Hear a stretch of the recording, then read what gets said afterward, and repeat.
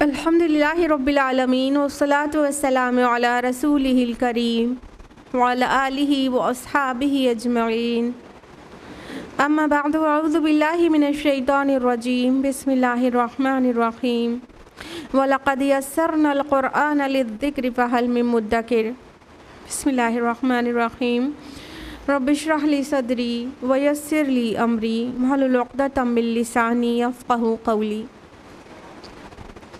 मेरी अज़ीज़ सामियात, आप सभी का दर्स कुरान मजीद में तहे दिल से खैर मक़दम है।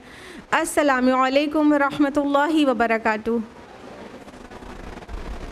कैसे आप सभी लोग? अल्हम्दुलिल्लाह, अल्लाह ताला आपको अच्छा रखे, हिदायत और सिरात मुस्तकीम पर रखे, आपकी सेहत की हिफाजत करे, आपके ईमान की हिफाजत करे और अल्लाह ताला आपको दुनिया और आखिरत दोनों में अज़ीम कामयाबी नवाजे। आमीन। जज़ाकल्लाह खैर। आमीन। मेरे साथ कौन सी सूरह चल रही थी? सूरह नूर। याद है कहाँ तक हम लोग ने लास्ट टाइम किया था?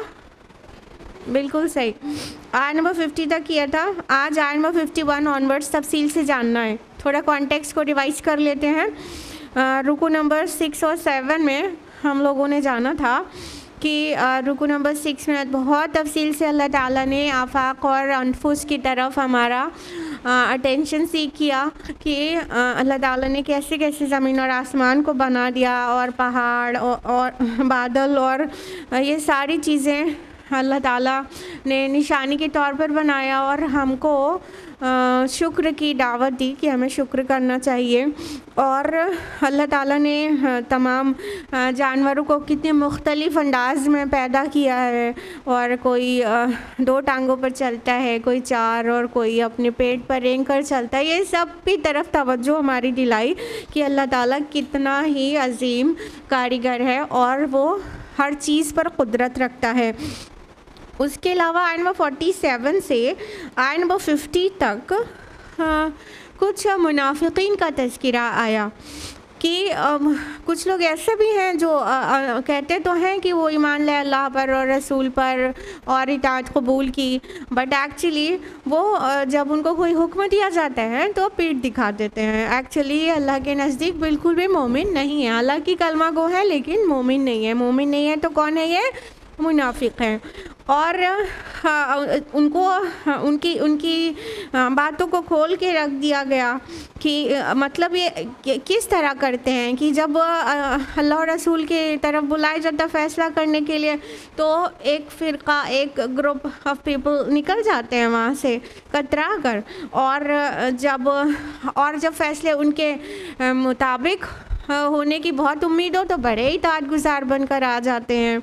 और क्या इनको मसला क्या है? इनके दिल में कोई बीमारी है या कोई शक में मुब्तला है या इनको कोई डर है कि रसूल नाइंसाफ़ी करेंगे? इस तरह से क्वेश्चन रेज़ किया गया। यानी आयत नंबर 50 तक इनको मेंशन किया गया और डिक्लेयर कर दिया गया बल उलाइका हुमुज़ ज़ालिमून, बल्कि ये लोग जालिम हैं। अब आयत नंबर 51 से कंट्रास्ट आ रहा है और हम लोगों को तफसील से जानना है। यहाँ से आयत नंबर 51। अऊज़ु बिल्लाहि मिनश शैतानिर रजीम बिस्मिल्लाहिर रहमानिर रहीम। इन्नमा काना क़ौलुल मुअमिनीना इज़ा दुऊ इलल्लाहि व रसूलिही लियहकुम बैनहुम अन यक़ूलू समिअना व अताअना। हकीकी मोमिनीन तो वो हैं जब अल्लाह और उसके रसूल की तरफ बुलाया जाता है कि वो उनके माबैन फ़ैसला करें तो उनका कौल बस यही होता है, हमने सुना और हमने माना। व उलाइका हुमुल मुफ़्लिहून, और वही लोग हैं फलाह पाने वाले। देखिए, आप मोमिन और मुनाफिक में फ़र्क करके बता दिया गया। ये जो मुनाफिकीन हैं वो ज़ुबान से तो बहुत कहते हैं कि हम अल्लाह के रसूल पर ईमान लाए, अल्लाह पर ईमान लाए और हम आपकी बात मानते हैं और मानने लायक हैं, लेकिन जब हुक्म दिया जाता है तो कतरा जाते हैं और उसे प्रैक्टिकली नहीं करके देते। लेकिन एक्चुअली मोमिन कौन है?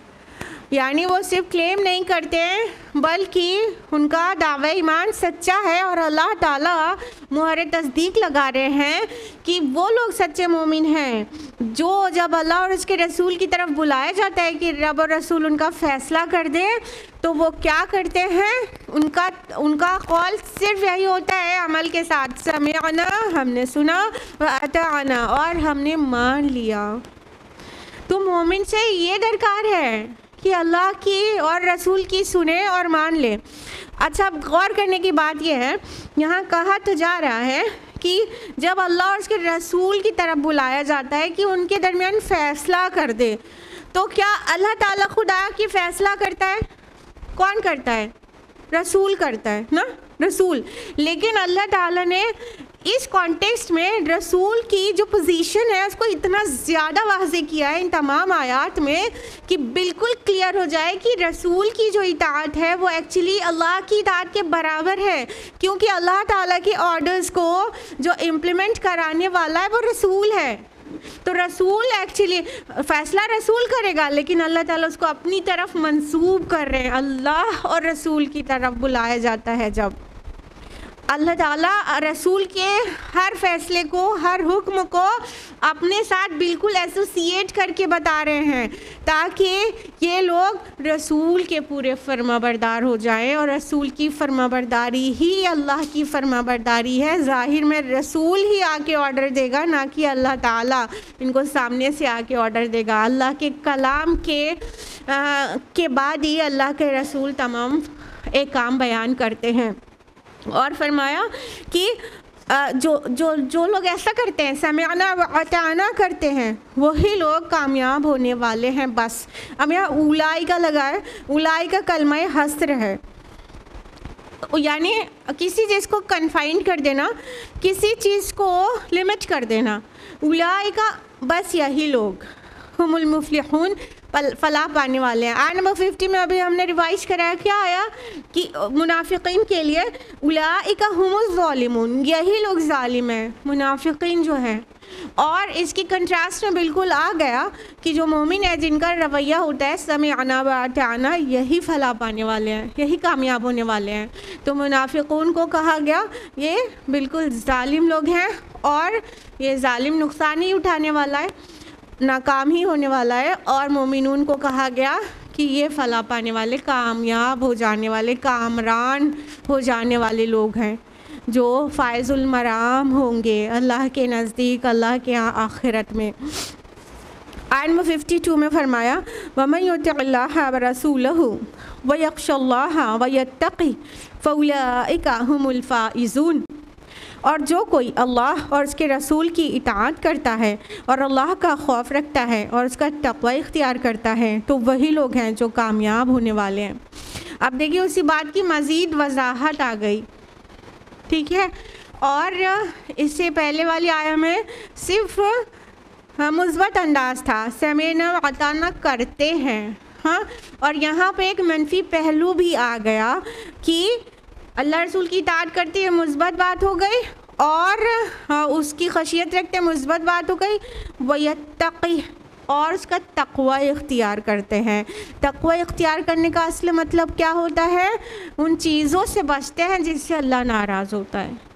تو ایک منفی چیز آ گئی کہ ہمیں کامیاب ہونے کے لیے صرف ڈوز کو فالو کرنا کافی نہیں ہے، ہاں، کامیاب ہونے کے لیے ڈوز کو تو ماننا ہی ہے اور ڈونٹس کو نہیں کرنا ہے، یعنی تمام اوامر کو بجا لانا ہے اور تمام نواہی سے بچنا، یہ دونوں چیز کریں گے تب کامیاب ہوں گے۔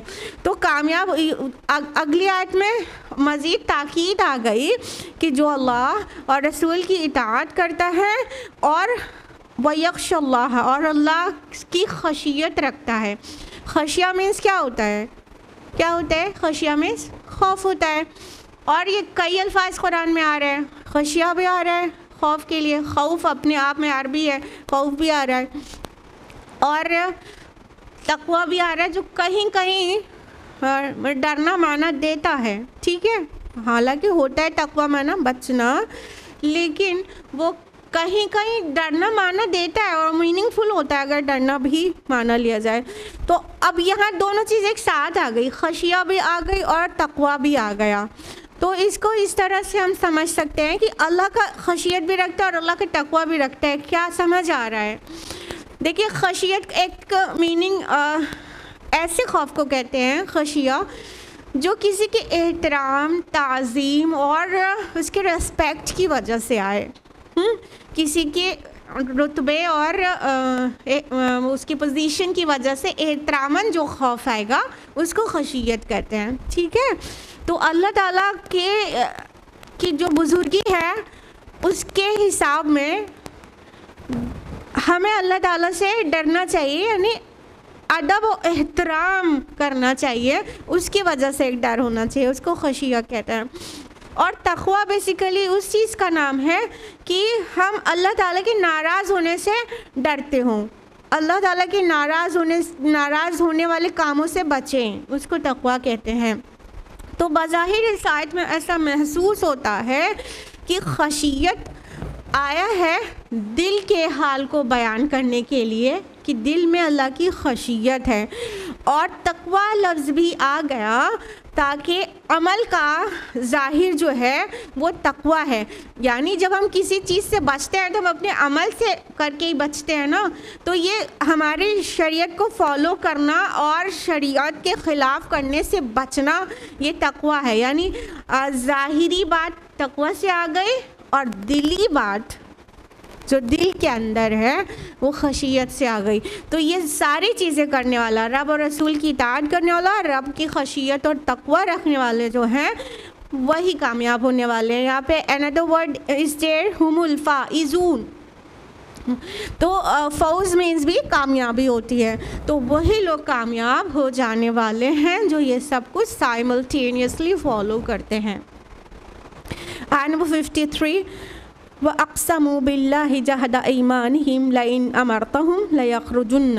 اور وہ اللہ کی قسمیں کھا کر کہتے ہیں اپنی امکانی حد تک پکی قسمیں کہ اگر آپ صلی اللہ علیہ وسلم انہیں حکم دیں تو وہ ضرور نکلیں گے.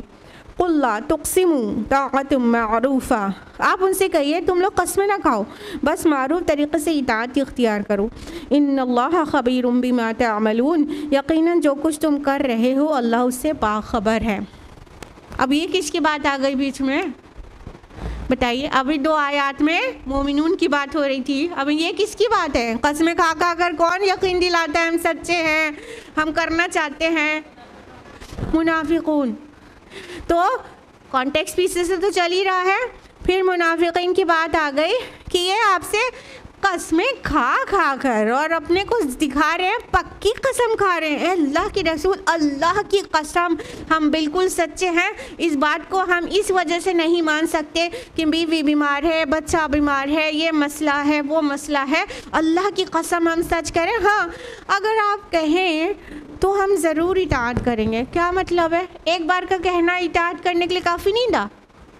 اللہ کے نبی صلی اللہ علیہ وسلم ایک ایک کے جا کے خوشامد کریں, ایسا تو نہیں ہو سکتا. تو یہ منافقون جو ہے زبان سے یہ بارہا کہا کرتے تھے کہ نہیں ہم بہت, آپ جب کہیں ہم اطاعت کریں, جب کہا جاتا تو نہیں مانتے, اور پھر ریزن دیتے تو قسمیں کھا کھا کر. قسمیں کون کھاتا ہے؟ ہاں بالکل صحیح, آپ لوگ ایک دم اچھی طرح یہ بات سمجھتے ہیں. اس کا مطلب کہ قسمیں جھوٹا انسان کھاتا ہے. کیوں؟ جو انسان سچا ہے اس کا کہہ دینا ہی کافی ہے نا. سچے کا سچ بھی سماج میں آیا رہتا ہے اور جھوٹے کا جھوٹ بھی کھل ہی جاتا ہے. کلیئر؟ تو جو انسان سچا ہوتا ہے وہ بات اپنی بنا قسم کے بس کہہ دے گا, اسے مانا جائے گا کہ سچ بول رہا ہے, سچی بولتا ہے تو سچ بول رہا ہے. لیکن قسم کھانے کی ضرورت کس کو پیش آئے گی؟ جس کا جھوٹ اکثر سوسائٹی میں کھل کے آتا رہتا ہے. اب وہ کوئی بات کہے گا تو اسے یقین دلانے کے لیے قسم کا سہارا لینا پڑے گا کہ نہیں اللہ کی قسم ہم سچ بول رہے ہیں, اور وہ 8 میں سے 2 بار سچ بھی بول رہا ہوگا تو کوئی یقین نہیں کرے گا, اس لیے اسے قسم کھانا ہی پڑے گا. لہٰذا منافقون بڑی بڑی قسمیں اٹھا کر اپنی بات کو یقین دلاتے تھے اللہ کے رسول صلی اللہ علیہ وسلم کو اور صحابہ کو, نہیں ہم سچ کہہ رہے ہیں. تو اللہ تعالیٰ نے ان کو پھٹکار لگائی کہ تم قسمیں مت کھاؤ. طاعت معروفہ یہ دوہرے معنی میں آ رہی ہے. ایک تو اس کو ٹرانسلیٹ ایسے بھی کر سکتے ہیں جو ہم نے پہلے کیا کہ بس معروف طریقے سے اطاعت اختیار کرو, اور دوسری طرح سے اس کو نیگیٹو سینس میں بھی سمجھ سکتے ہیں کہ طاعت معروفہ تمہاری جو اطاعت ہے نا وہ بہت معروف ہے, ویل نون ہے, سب جانتے ہیں, تمہاری اطاعت معلوم ہے, قسم مت کھاؤ, تمہاری اطاعت جانتے ہیں. تو اللہ تعالیٰ نے پھٹکار لگائی ان کو کہ چلو چلو تم قسمیں مت کھاؤ, تمہاری اطاعت کا سب کو خبر ہے کہ تم کتنے اطاعت گزار ہو اللہ کے رسول کے. اور آگے اللہ تعالیٰ نے اپنے خبیر ہونے کا خبر دے دی کہ جو کچھ تم کر رہے ہو نا اللہ تعالیٰ اس سے باخبر ہے. تم قسمیں کھا کھا کے رسول کو یقین دلا لو اور مومنون کو یقین دلا لو کہ تم سچ کہہ رہے ہو کہ اللہ تعالیٰ خوب اچھی طرح جانتے ہیں تمہارے اعمال کو, اور تم اللہ تعالیٰ سے کوئی چیز چھپا نہیں سکتے, تم اللہ تعالیٰ سے جھوٹ بول کے کامیاب نہیں ہو سکتے, اللہ تعالیٰ بہت خبردار ہے.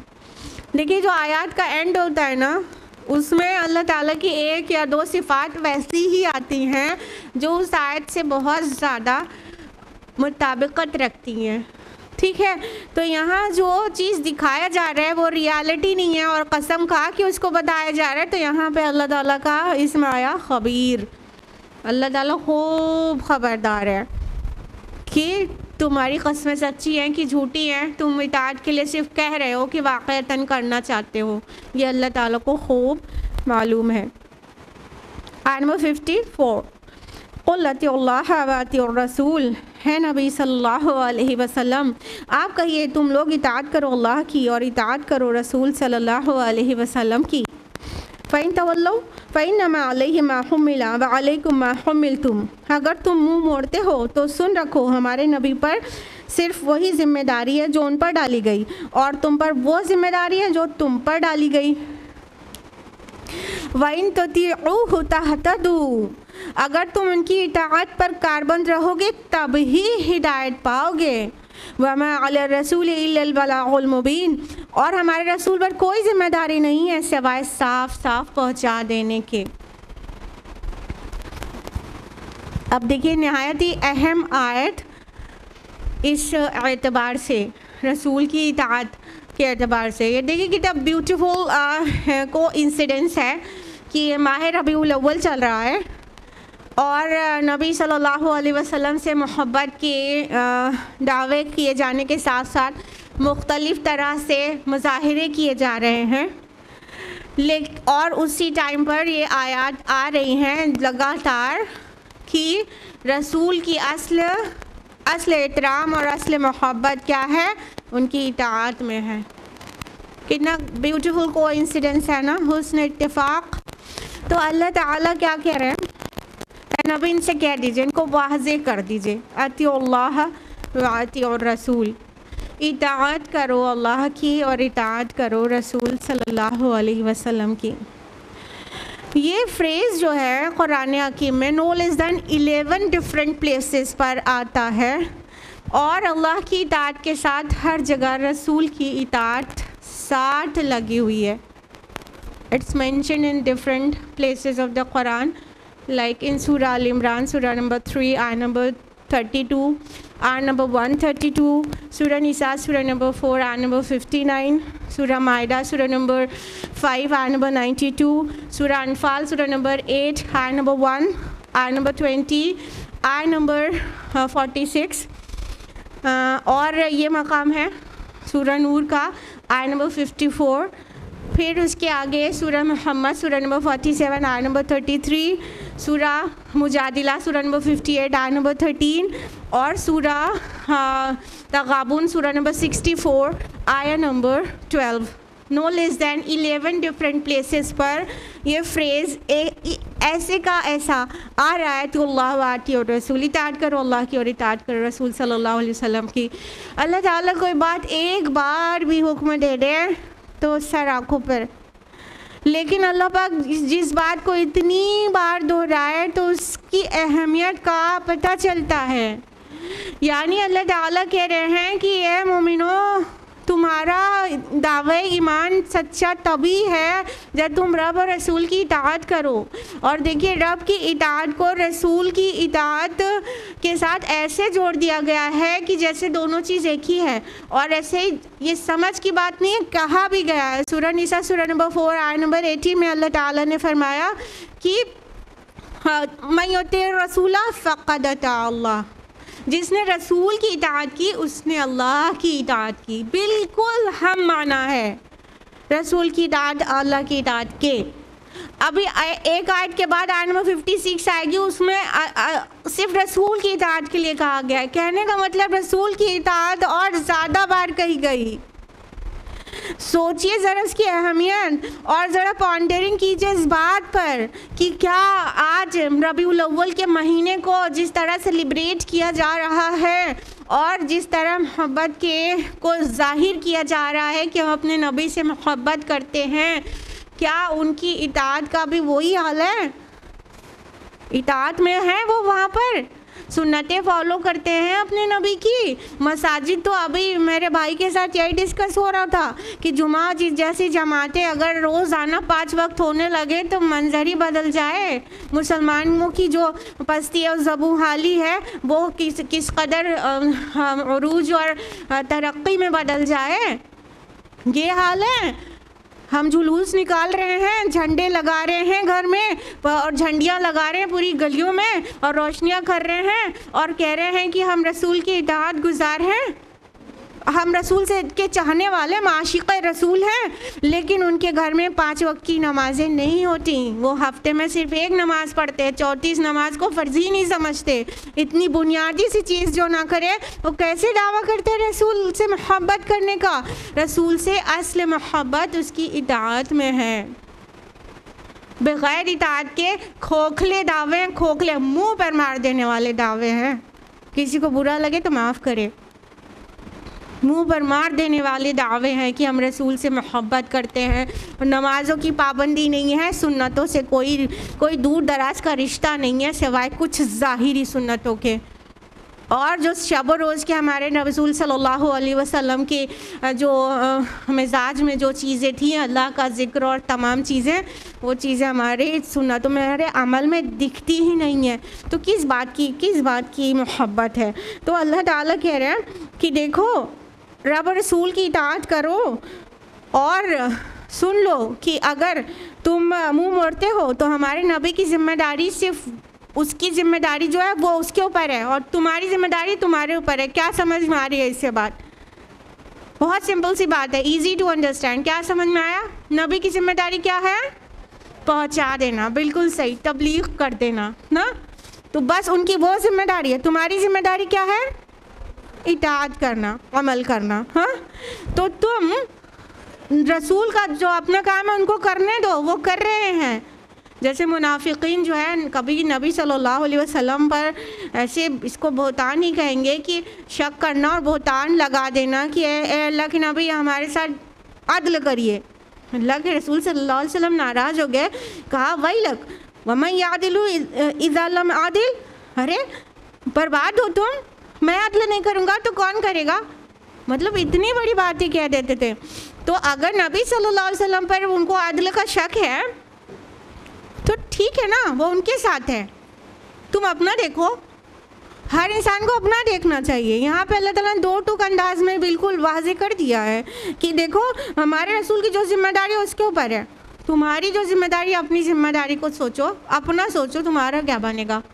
اپنا دیکھو, اپنے اعمال دیکھو. کیا تم مطیع فرما بردار ہو؟ کیا تم ہر رسول کی مان رہے ہو؟ تو تم سے یہ پوچھا جائے گا, تم سے رسول نے پہنچایا کہ نہیں پہنچایا, رسول نے عدل کیا یا معاذ اللہ نہیں کیا, یہ تم سے نہیں پوچھا جائے گا, وہ رسول سے پوچھا جائے گا.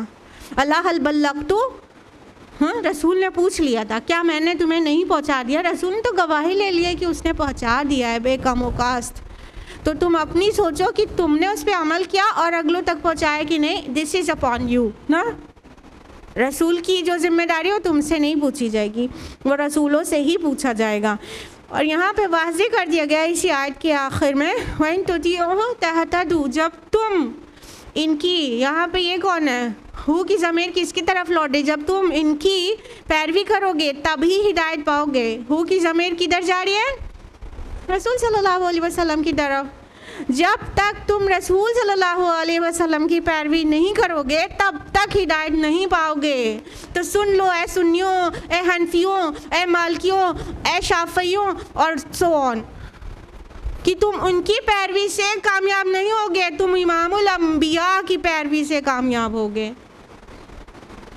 اللہ کے نبی، اللہ تعالیٰ نے یہ جگہ اپنے نبی کو خالی دی ہے کہ ان کی پیروی میں کامیابی ہے. اور کسی مسلک اور اپنے امام اور اپنے پیر، اپنے فقیر، اپنے ولی، ان کی پیروی کی کامیابی قرآن میں ڈکلیئرڈ نہیں ہے. جہاں تک وہ رب و رسول کے مطابق چلے ان کو فالو کرو. کہیں پہ گڑبڑائے، کہیں پہ کچھ حدیث نہیں ملی، کوئی ریزن ہو گیا، اس وقت تم سیدھا پلٹو رسول کی طرف. تو یہ مقام امام الانبیاء کا ہے. وَإِن تُطِيعُوهُ تَهْتَدُوا، تم جب ان کی پیروی کرو گے تبھی ہدایت پاؤ گے. اور ہم اپنا رخ جب رسول سے ہٹا کر ان مختلف ائمہ کی طرف ایک دم سے فوکس کر لیں گے، یا تو پھر ہم اپنے لیڈرز کو فالو کریں گے یا ٹرینڈز کو فالو کریں گے، ہدایت نہیں پا سکتے. ہدایت کا منبع اور سرچشمہ انسانی جسم میں وہ صرف ایک ہے مکمل ہدایت کا، اور وہ ہے نبی صلی اللہ علیہ وسلم. اتنی پیور کوئی ایگزامپل ہونے کے بعد اس سے کم میں ہم کیوں ایڈجسٹ کرتے ہیں بھائی؟ نہ عقل کی بات ہے یہ اور نہ ہی لاجک کی. ریشنل تھنکنگ ہمیں بڑی اچھی لگتی ہے، اتنی چھوٹی سی بات سمجھ میں کیوں نہیں آتی؟ سو دس از دا پرابلم. تو ہمیں سمجھ لینا چاہیے کہ ہمیں امام الانبیاء کو فالو کرنا ہے اور تبھی ہم ہدایت یافتہ ہوں گے. اور ہمارے رسول کے ذمہ اللہ تعالیٰ اپنے نبی کو کی طرف سے برات نازل کرتے رہتے ہیں. ہمارے رسول کے ذمہ پہنچا دینے کے علاوہ صاف صاف کوئی ذمہ داری نہیں ہے. نبی صلی اللہ علیہ وسلم نے پہنچانے میں تو کوئی کمی نہیں کی نا. 1.25 لاکھ صحابہ نے، no less than 1,24,000 صحابہ پلس مائنس بھی ہے روایات میں، اتنے صحابہ نے گواہی دی تھی کہ ہم گواہی دیتے ہیں کہ آپ نے بے کم و کاست پہنچا دیا ہے، حق نصیحت ادا کر دیا، حق دعوت و تبلیغ عطا کر دیا. تو اللہ کے نبی نے پہنچا دیا تھا. اب ہم اپنی اپنی سوچیں اور اپنی ساری محبتیں اطاعت اور اتباع سے ایسوسیٹ کریں. چھوٹا سا بھی ایگزامپل لیں گے کہ اطاعت سے خالی محبت آپ اپنی ڈیلی لائف میں کسی کی بھی آپ قبول نہیں کریں گے، اپنے رسول کے لیے قبول کرتے ہیں نا. ٹیچر اسٹوڈنٹ سے کہتے ہیں بیٹا ہوم ورک کر کے لانا، نہیں لاتا ہے. بیٹا نیٹ اینڈ کلین رہا کرو، نہیں رہتا ہے. بیٹا جھوٹ مت بولا کرو، نہیں مانتا ہے. پھر اس کے بعد کہے teacher I really love you, teacher I really love you. یقین کرے گی وہ؟ یقین کرے گی؟ ٹیچر کیا بولے گی؟ کیسی محبت تمہاری؟ کیسے یقین کروں تم مجھ سے محبت کرتے ہو؟ ہاں، نہ ہوم ورک کر کے لاتے ہو، نہ صاف ستھرے رہتے ہو، نہ کوئی بھی میری بات مانتے ہو. کوئی محبت تمہاری نہیں ہے، یہ تمہاری زبان کا قول ہے خالی. نہیں مانے گا نا کوئی بھی. ہم کیسے کہتے ہیں میں رسول سے محبت کرتے ہیں اور ہم اطاعت نہیں کریں؟ تو اطاعت کرنے کے ساتھ ساتھ اتباع کرنا چاہیے اور ہر چیز اپنے نبی کے طریقے پہ کریں تو وہ بیسٹ ہوتی ہے. اپنی نبی کی ہر چھوٹی بڑی سنتوں کو جاننے کی کوشش کریں للہ، اور اس کے مطابق اپنا شب و روز اپنے نبی کی سنت کے مطابق کریں. پورا سب کچھ. ضروری نہیں ہے کہ اس میں صرف اذکار ہوں کہ کھانا کھانے کے بعد یہ دعا پڑھ لیں گے، گھر میں داخل ہونے کے بعد یہ پڑھ لیں گے، یہ بھی کرنا ہے.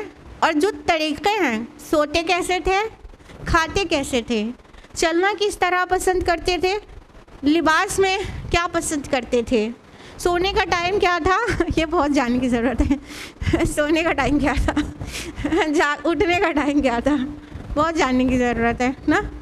کیونکہ یہ جو آپ کا یہ ڈیوائس ہے نا، یہ آپ کو نبی کے طریقے پہ نہیں سونے دے رہا ہے نا. نبی صلی اللہ علیہ وسلم سن لیجیے، اگر نہیں معلوم ہے، معلوم تو ہوگا. نبی صلی اللہ علیہ وسلم عشاء کے بعد بات کرنا پسند نہیں کرتے تھے اور سو جاتے تھے، اور عشاء سے پہلے سونا پسند نہیں کرتے تھے، نہ عشاء سے پہلے سوتے تھے اور نہ عشاء کے بعد جاگتے تھے۔ آج ہم لوگ تو ہاف ناکٹرنل ہو گئے ہیں، جب تک مڈ نائٹ نہیں ہو جاتی سوتے نہیں، گندی عادت ہے، سنت کے خلاف ہے۔ آیت نمبر 55 بہت اہم آیت، بہت اہم آیت ہے۔ وعد اللہ الذین آمنوا منکم وعملوا الصالحات، اللہ کا وعدہ ہے تم میں سے ان لوگوں کے ساتھ جو ایمان لائیں اور نیک عمل کریں۔ لَيَسْتَخْلِفَنَّهُمْ فِي الْأَرْضِ كَمَا اسْتَخْلَفَ الَّذِينَ مِنْ قَبْلِهِمْ، کہ وہ ضرور انہیں زمین میں خلافت عطا کرے گا جیسے اس نے ان سے پہلے لوگوں کو خلافت عطا کی تھی۔ وَلَيُمَكِّنَنَّ لَهُمْ دِينَهُمُ الَّذِي ارْتَضَىٰ لَهُمْ، اور ضرور ان کے اس دین کو غلبہ عطا کرے گا جو ان کے لیے اس نے پسند کر لیا ہے۔ وَلَيُبَدِّلَنَّهُم مِّن بَعْدِ خَوْفِهِمْ أَمْنًا، اور وہ ان کی موجودہ خوف کی حالت کے بعد اس کو لازماً امن سے بدل دے گا۔ یعبدوننی لا تشرکون بی شیئا، وہ میری ہی عبادت کریں گے اور میرے ساتھ کسی کو شریک نہیں کریں گے۔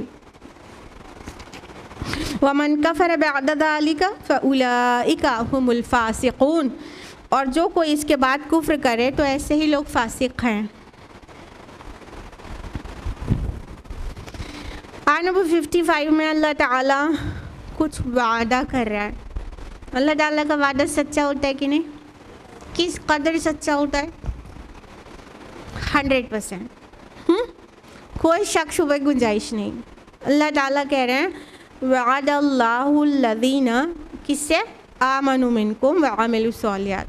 اللہ تعالیٰ کچھ خاص لوگوں سے وعدہ کر رہے ہیں، جو آگے بات کہیں گے اللہ تعالیٰ، اس کا وعدہ ہر خاص و عام سے نہیں ہے، ہر جھوٹے گناہگار سے نہیں ہے، بلکہ جن میں دو موٹی سی چیزیں ہوں بالکل اندر تک پیوست، ان سے ہے وعدہ۔ اللہ تعالیٰ کہہ رہے ہیں اللہ کا وعدہ ہے تم میں سے ان سے جو لوگ ایمان لائیں اور نیک اعمال کریں۔ اب کیا وعدہ ہے؟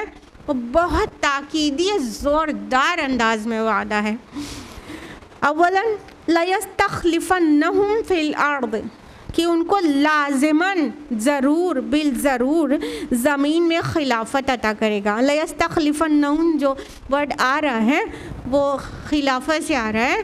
خلافہ معنی جانتے ہیں؟ خلافت، خلافت کیا ہوتا ہے؟ خلافت معنی بتائیے، خلافت مینس کیا ہوتا ہے؟ جانشینی، ٹھیک ہے، ون آف دا میننگس، ٹھیک ہے۔ ریپرزنٹیشن نا، خلیفہ ریپرزنٹیٹیو کو کہتے ہیں، یہ ایک معنی ہے خلافت کا۔ اور میں بہت اچھا لگا مولانا مودودی کی 3 ڈفرینٹ میننگس کا خلافت کی، جو کہ قرآن میں ہے تینوں ہی، اور الگ الگ معنی دے رہا ہے الگ الگ مقام پر۔ تو ایک تو یہ خلافہ معنی جانشینی ہوتی ہے، جانشینی اس معنی میں کہ جس طرح اللہ تعالیٰ نے آدم علیہ السلام کو زمین پہ خلیفہ بنایا، مطلب کہ اللہ تعالیٰ کے دیے ہوئے اختیارات کا حامل ہونا، ٹھیک؟ تو آدم اور اولاد آدم، اللہ تعالیٰ نے جو ہمیں اختیار دیا ہے ہم سبھی اس کے حامل ہیں۔ تو اس طرح سے ہم زمین پر اللہ کے خلیفہ ہیں، ٹھیک؟ دوسرا خلافت کا معنی ہوتا ہے کسی کی ریپرزنٹیشن، ایک کی جگہ دوسرا آنا، ایک کی پوزیشن دوسرے کو مل جانا، ٹھیک؟ تو اس طرح کی جو ریپرزنٹیشن ہے وہ یہ قرآن میں بہت جگہ ہے۔ ایک قوم سے دوسری قوم کو اللہ نے تبدیل کر دیا، ایک لوگ جاتے ہیں اور اسی جگہ دوسری قوم آ جاتی ہے، تو اس کو بھی جانشینی یا خلافت کہتے ہیں، ٹھیک؟ ایک کی جگہ دوسرا آ جانا، ریپلیس ہو جانا، یہ دوسرا خلافت کا معنی یہ بھی ہے، قرآن میں بہت جگہ ہے۔ اور آدم والا ذکر تو سورہ بقرہ میں آپ لوگ پڑھتے ہیں۔ اور تیسرا خلافت کا معنی ہوتا ہے کہ اللہ تعالیٰ کو supreme sovereignty, one and only sovereignty قبول کرتے ہوئے، اقتدار اعلیٰ صرف اللہ کو مانتے ہوئے، اللہ کے احکام اور اللہ کی شریعت کو زمین میں نافذ کرنا۔ اس طرح سے جس طرح سے اللہ تعالیٰ نے سلیمان علیہ السلام کو خلیفہ کہا قرآن میں، تو سلیمان علیہ السلام کو اللہ تعالیٰ نے خلافت دی، اور ان کے والد داؤد علیہ السلام کو، یہ لوگ بادشاہ تھے، اور اس کے علاوہ اب ایک قوم کے بعد دوسری قوم کو جو اقتدار دیا، اور پھر 4 خلفائے راشدین ہیں ہمارے، ان کو اللہ تعالیٰ نے رول کرنے کا موقع دیا، اور انہوں نے اللہ تعالیٰ کے حکم کو لگایا۔ جب اسلامک رولر خلیفہ کہلاتا ہے، خلیفہ اپنا حکم نہیں لگاتا نا، کہنے کا مطلب کانسٹیٹیوشن اس کا سیلف میڈ نہیں ہوتا، بلکہ کانسٹیٹیوشن اللہ کا ہوتا ہے، اس کو وہ خالی ریپریزینٹ کر رہا ہوتا ہے، اس لیے وہ خلیفہ کہلاتا ہے، اور وہ مالک نہیں کہلاتا، اور وہ آقا نہیں کہلاتا، اور وہ کوئی اور لیبل اس کو نہیں دیا جاتا، خلیفہ کہا جاتا ہے، بس ریپریزنٹیٹیو ہے۔ تو یہ 3 ڈفرینٹ میننگز میں قرآن مجید میں خلافت آ رہی ہے۔ تو یہاں پر جس خلافت کا ذکر ہے، جو ہم نے سب سے لاسٹ میں آپ کو مینشن کیا، کہ اقتدار اعلیٰ اللہ تعالیٰ کو مانتے ہوئے اس کے حکم، اس کے شریعت کو زمین کے اوپر نافذ کرنا اور رول کرنا، اس خلافت کی بات ہو رہی ہے۔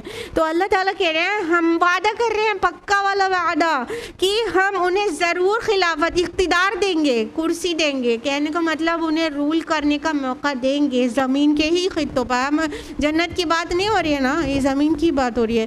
اس زمین پر بھی ان کو اقتدار ملے گا، پکا ہی ملے گا۔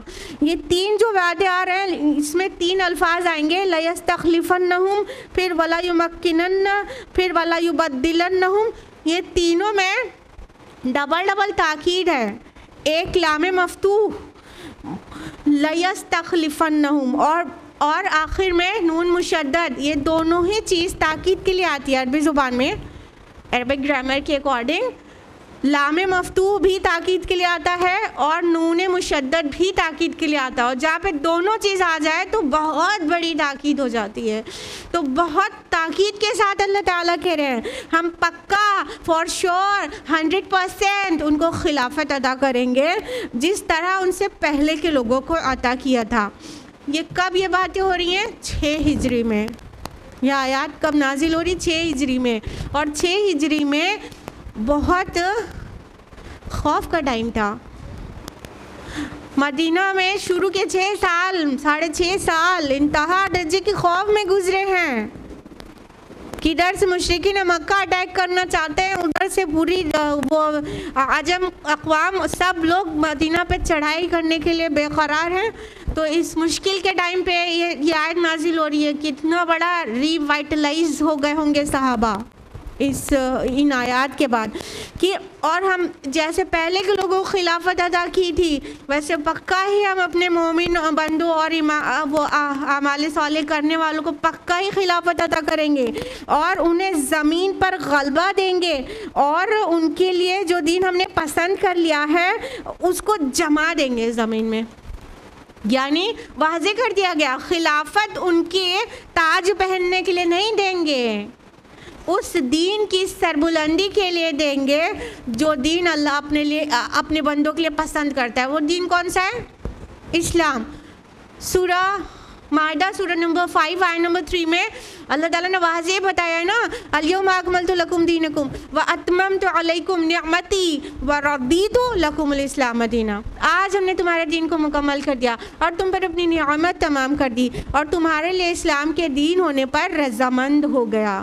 تو اللہ تعالیٰ کس دین سے راضی ہے؟ دین اسلام سے، جو سبمیشن اور سرنڈر کا دین ہے، سرنڈر ہونے کا، کہ اللہ ہم نے اپنے کو آپ کو سونپ دیا، we are surrender before you, بس یہ ہے اسلام۔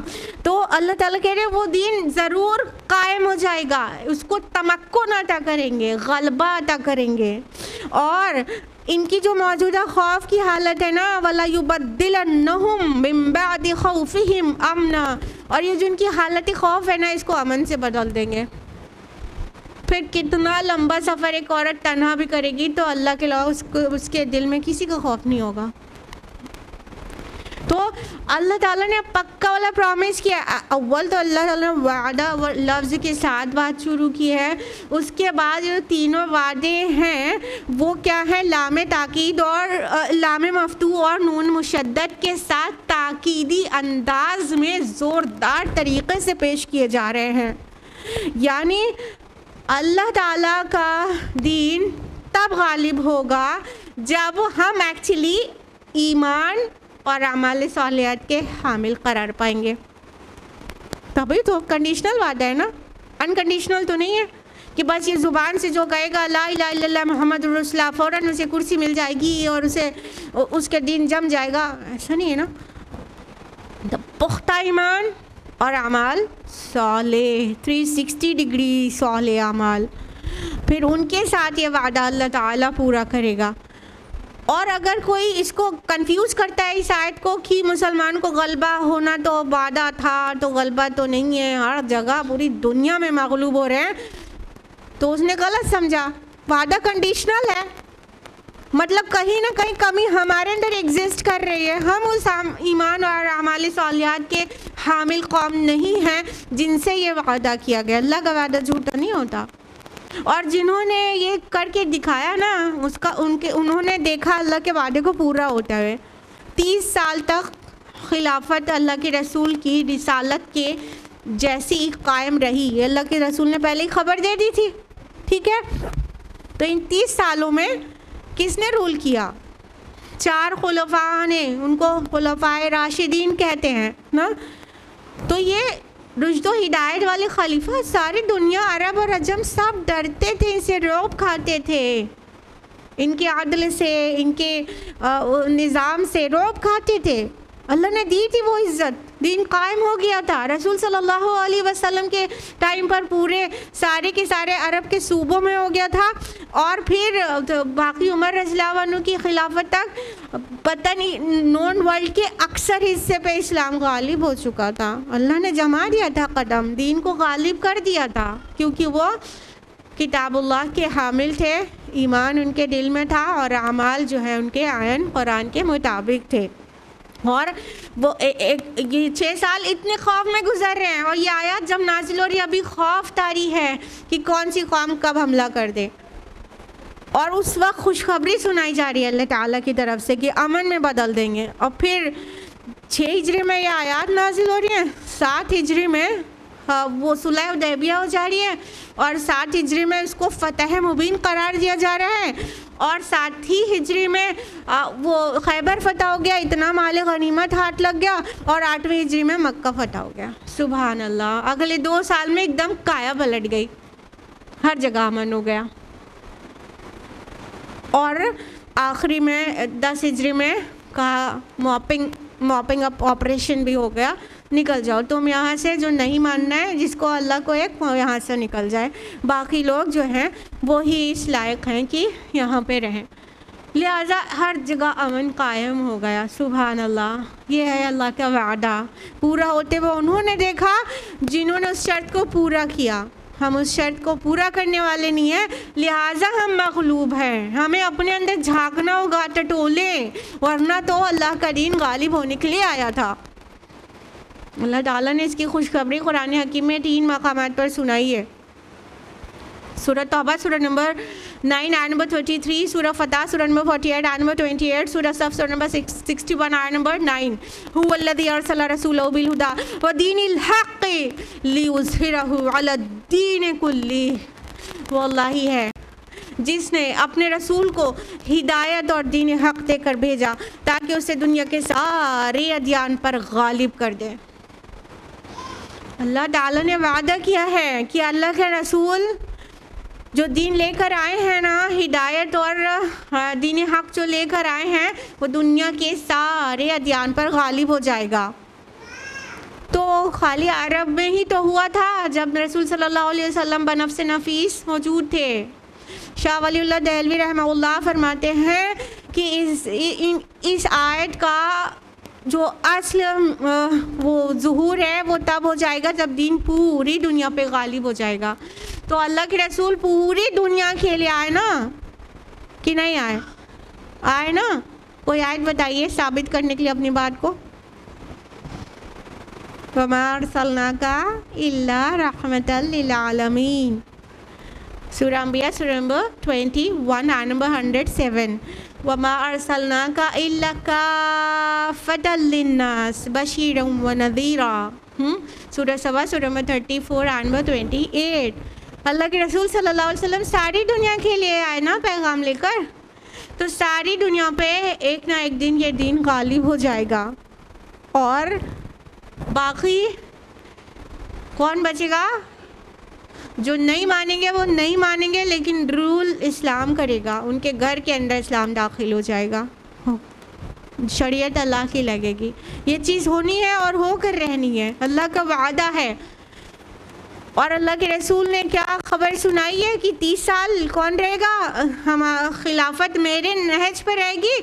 اور آخر میں لمبی سی حدیثیں سب سے لاسٹ میں آتے ہیں کہ آخر میں قیامت کے قریب جو چیز ہوگی وہ خلافہ علی منہاج النبوہ پھر سے قائم ہوگی. اسی کی خبر ہم آپ کو دے رہے ہیں.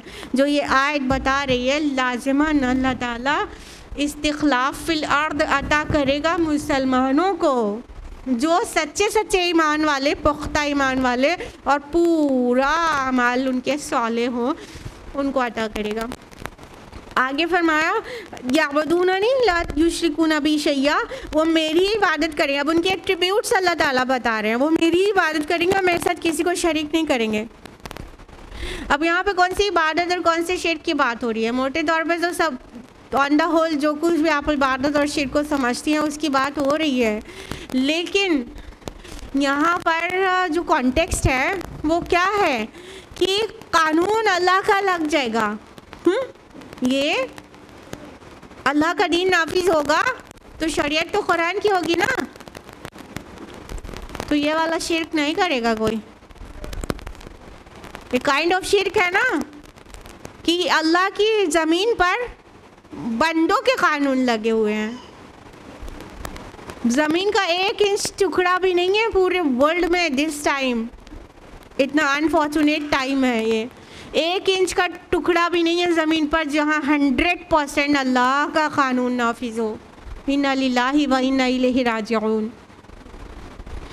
تو یہ بھی ایک کائنڈ آف شرک ہے.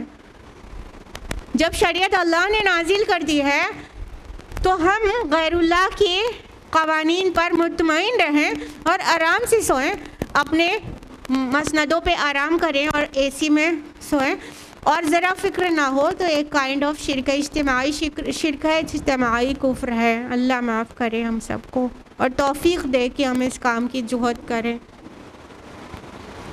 تو فرمایا وہ جب دن وہ بندے ہوں گے نا شرک نہیں کریں گے، یہ والی بات بھی مانیں گے کہ اللہ کی زمین ہے، اللہ کا قانون لگا دیں گے. اور اس کے بعد بھی جو کفر کرے گا تو وہی فاسق لوگ ہیں.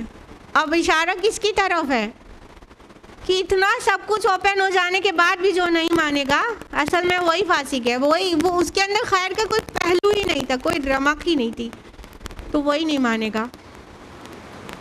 اتنا کھلنے کے بعد دیکھیے ٹف ٹائم میں ایمان پہ چلنا اور اعمال صالحات کرنا مشکل ہوتا ہے، لیکن جب سب سازگار حالات ہو جائیں اس کے بعد بھی نہ مانے تو کتنا ناہنجار ہوگا وہ انسان نا.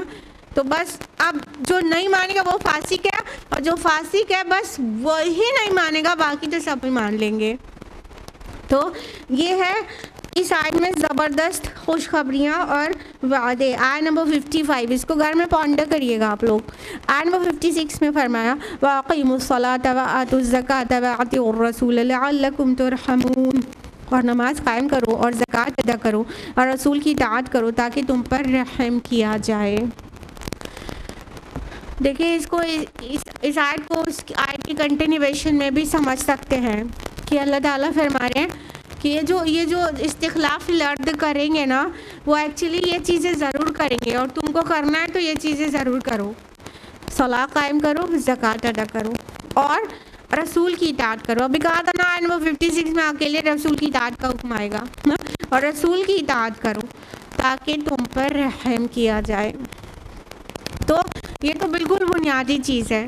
اتنے غم کے دن چل رہے ہیں کہ جمعہ کی صلاح میں جتنے نمازی ہوتے ہیں کہ باقی نمازیں 34 اور بھی تو نمازیں فرض ہیں بھائی، خالی جمعہ تو فرض نہیں ہے، لیکن اللہ کے ان بندوں کو صرف 35 نمازوں میں ایک یاد رہتی ہے اور 34 بھولے رہتے ہیں۔ اس کو صلاح قائم کرنا کہتے ہیں، ہفتے میں ایک بار نماز پڑھنے کو صلاح قائم کرنا کہیں گے۔ سبحان اللہ۔ کوئی نماز اپنے وقت سے ادھر ادھر نہ ہو، جماعت کے ساتھ ہو، پابندی کے ساتھ ہو، کوئی مس نہ ہو، خوشی اور خضوع کے ساتھ ہو، تب قائم کیا نا، اقامت صلاح اس کو کہیں گے۔ تو اقامت صلاح ہو اور زکوٰۃ کی ادائیگی ہو۔ دیکھیے اگر زکوٰۃ مسلمان ہونے کے لیے دو جو ہے اتنی بیسک چیزیں ہیں کہ اس کے بغیر مسلمان ہونے کا تصور ہی نہیں ہے۔ I'm telling you literally this is so۔ آپ قرآن کی اور کئی آیاتوں کو پونڈر کریں گے تو آپ کو سمجھ آئے گا کہ ایمان کے بعد اقامت صلاح اور ایتاء زکوٰۃ یہ دونوں چیز کا ذکر ایمان کے ساتھ ساتھ ہی لگا ہوا ہے۔ اس کے بغیر تو کوئی مومن سمجھے ہی نہ اپنے آپ کو۔